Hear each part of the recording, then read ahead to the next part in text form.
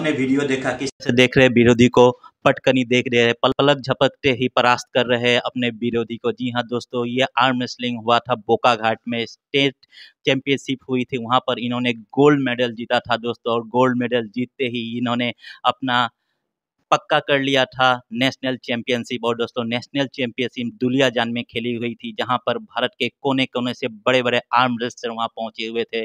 और दोस्तों उन बड़े बड़े आर्म रेसलरों को भी उन्होंने धूल चटा दी और में जा पहुंचे, और फाइनल में पहुंचते ही उन्होंने अपना टिकट पक्का कर लिया है एशियन गेम्स आर्म रेसलिंग के लिए, और मुहर लगा ली है वर्ल्ड आर्म रेसलिंग चैंपियनशिप के लिए। जी हाँ, जल्दी उनसे आपकी मुखातिब कराएंगे, उनसे बातचीत कराएंगे। लेकिन उससे पहले मैं वीडियो को आरंभ करूँ, आप सभी से गुजारिश है मेरे चैनल को जल्दी से सब्सक्राइब करें, और फेसबुक में देख रहे तो फॉलो करें। के बारे में जिक्र कर रहा था अरशद हुसैन उर्फ प्रिंस। जी हाँ दोस्तों, हम उन्हें प्यार से प्रिंस बुलाते हैं। दोस्तों उन्होंने बोकाघाट में चैंपियन ऑफ द चैंपियन का खिताब जीता था स्टेट लेवल आर्म रेसलिंग में, और दोस्तों नेशनल में सिल्वर मेडली। तो चलिए आपको उनसे मुखातिब कराता हूँ, और हमारे बीच आ चुके हैं। तो अरशद दा, अपना स्वागतम जनाइছো ताज ब्लॉगले। अरशद दा, আপুনি नेशनल चैंपियनशिप और सिल्वर मेडल जिकिले, और बोकाघाट स्टेट चैंपियनशिप और चैंपियन ऑफ द चैंपियन खिताब जिकिছে। তো ফিলিংস কেনেকুৱা আপোনাৰ?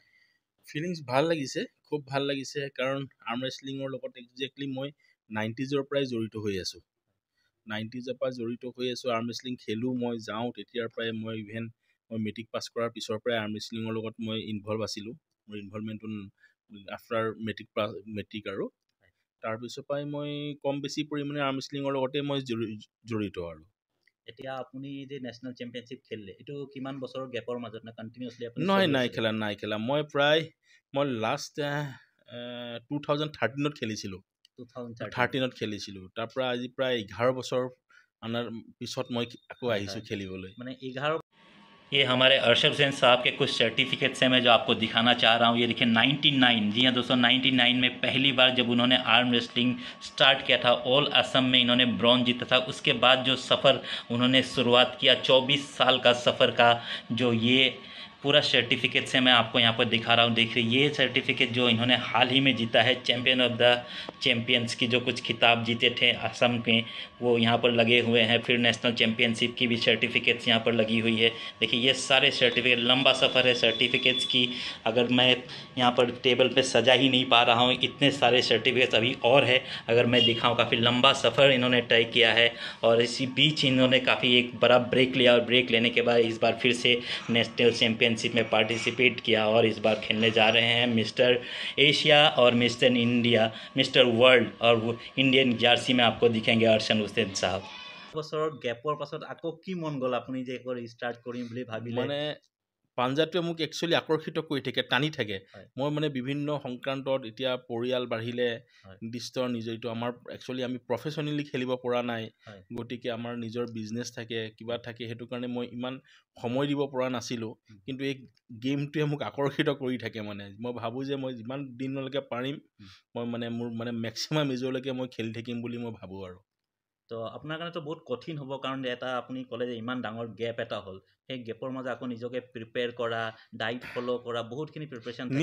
নিশ্চয় এইটো বিৰাট কঠিন। এই কামটো সঁচাকৈ বৰ কষ্ট হয়, কাৰণ ইমান দিন গেপৰ মূৰত। আৰু আজিকালি প্লেয়াৰবিলাকৰ খুব ডাইট চাইটবোৰ খুব বঢ়িয়া মেইনটেইন কৰে, আৰু আজিকালি বিৰাট সুবিধা হৈছে। আগৰ দিনত আমি খেলি থাকোঁতে ইমান নাছিলে। বিভিন্ন ফুড ছাপ্লিমেণ্ট হওক, নিউট্ৰিশ্যন হওক, তেনেকৈ খুব ভাল ধৰণে তেওঁলোকে লৈ থাকে। প্ৰেক্টিছবিলাক খুব ভাল হয়। ইণ্টাৰনেশ্যনেল লেভেলত যিবিলাক প্ৰেক্টিছ কৰে, সেই তেনেকুৱা সমপৰ্যায়ৰ প্ৰেক্টিছে আমাৰ ল'ৰাই কৰিবলৈ পাৰে আজিকালি। বিভিন্ন মাধ্যম আছে আজিকালি, ইউটিউব হওক বা আজিকালি বাহিৰৰ প্লেয়াৰ কিছুমানৰ লগত তেওঁলোক ডাইৰেক্ট ইনভলভমেণ্ট হয়, অভাৰ ফোন বা ইনষ্টাগ্ৰাম। তেওঁলোকে বিভিন্ন হেল্প পাই থাকে কেনেকৈ প্ৰেক্টিছ কৰিব লাগে। আৰু আমাৰ আগতে খেলোঁতে বহুত কঠিন আছিলে, ইমান আমাৰ কৰস্পণ্ডেণ্টটো নাছিলে বহিৰ দেশৰ লগত, বেলেগ প্লেয়াৰৰ লগত। চ' আমাৰ কষ্ট হৈছিল।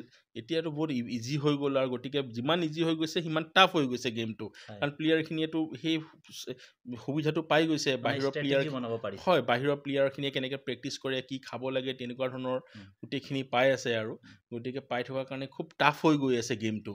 গতিকে ভাল লাগিছে এতিয়া তেনেকুৱা মানুহৰ মাজত খেলিবলৈ পাইছোঁ আকৌ এবাৰ, বা খেলি পেলাই কিবা এটা মেডেল আনিবলৈ পাৰিছোঁ।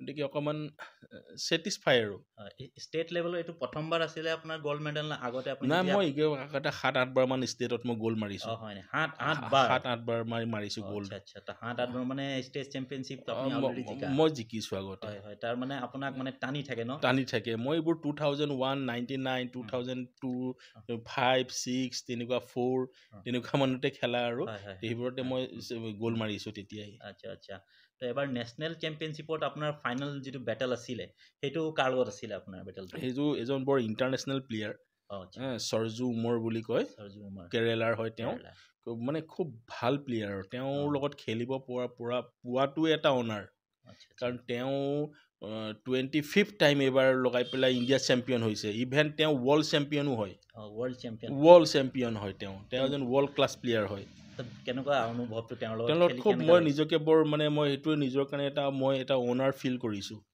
তেনেকুৱা এজন প্লেয়াৰৰ লগত যে মই খেলিবলৈ পাইছোঁ এতিয়াতো আপুনি যেতিয়া এছিয়ান গেমছৰ কাৰণে যাব তেওঁৰ লগত ড্ৰেছিং ৰুম শ্বেয়াৰ কৰিব সেইটো এটা ডাঙৰ কথা খুব ভাল লাগিব মোক খুব ভাল লাগিব শিকিবলৈ পাৰিম আৰু সদায় জীৱনটোত মানে কি হয় সদায়তো শিকিবলগীয়া থাকেই আমি যিমানে গ্ৰ' কৰি থাকোঁ আমাৰ সিমানেই শিকিবলগীয়া থাকেই গতিকে মই নাভাবোঁ যে ময়ে চব জানো বা কোনোবাই চব জানে চবেই মানে তো লাৰ্ণিংটো হৈ থাকে আৰু ইমান ডাঙৰ এটা গেপ আপুনি যেনেকৈ ক'লে ষ্টাৰ্টিঙতে যে কিমান ডাঙৰ গেপ হ'ল ইয়াত আপুনি ফেমিলি ছাপৰ্টটো কেনেকুৱা পালে খুব ভাল ফেমিলি ছাপৰ্ট পাইছোঁ তেওঁলোকে ছাপৰ্ট নকৰিলেতো আৰু মই যাবই নোৱাৰিলহেঁতেন কাৰণ ইমান ধৰক সাংসাৰিক বোজা থাকে মানুহৰ সকলো ক্ষেত্ৰতে অসুবিধা থাকে সাংসাৰিক যি মানুহ তেওঁলোকে চবেই গমেই পায় তাৰ মাজতো তেওঁলোকে ঘৰত ফেমিলিয়ে ছাপৰ্ট দিছে এনকাৰেজমেণ্টটো কোনে দিলে মানে ইমান ডাঙৰ গেপ হৈছে আপোনাৰ মিছেছে দিছে ডেফিনেটলি ছোৱালীখিনি মিছেছ সকলোৱে মোক ইনকাৰেজ কৰিছে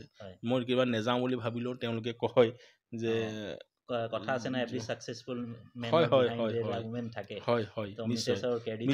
মিছেছে সদায় কৈ থাকে মই নেযাওঁ বুলি ক'লেও প্ৰেক্টিচলৈ মিছেছে পঠিয়াই মোক বোলে যোৱা বুলি নেক্সট কি আপোনাৰ টাৰ্গেট নেক্সট আৰু এতিয়া আমাৰ জুলাই 25 to 27লৈকে এছিয়া আছে তাৰপিছত অক্টোবৰত ৱৰ্ল্ড আছে গ্ৰীচত গতিকে এই দুখন গেমৰ কাৰণে প্ৰিপেৰেশ্যন কৰি আছোঁ আৰু চাওঁ কি হয় প্ৰিন্স কাৰ লগত আমি কথা পাতিলোঁ ভাল লাগিলে গোটেই বস্তুখিনি প্ৰিন্স কাই আমাক জনালে যে কেনেকুৱা তেওঁ নেশ্যনেল চেম্পিয়নশ্বিপ খেলিলে ষ্টেট চেম্পিয়ন আৰু বহুতখিনি গেপৰ অন্তৰালত মানে পাৰিবাৰিক যিটো পিতৃ থাকে মানুহৰ সেইকাৰণে তেওঁক এৰি দিবলগীয়া হৈছিলে আৰু এই গেপৰ মাজত আকৌ ৰিষ্টাৰ্ট কৰিলে আৰু নেশ্যনেল চেম্পিয়নশ্বিপ জিকিবলৈ সক্ষম হ'ল প্ৰিন্স কা আপুনি আমাৰ লগত কথা পাতিলে সেইটো কাৰণে ধন্যবাদ জনালোঁ ধন্যবাদ তোমালোকলৈ যথেষ্ট অশেষ ধন্যবাদ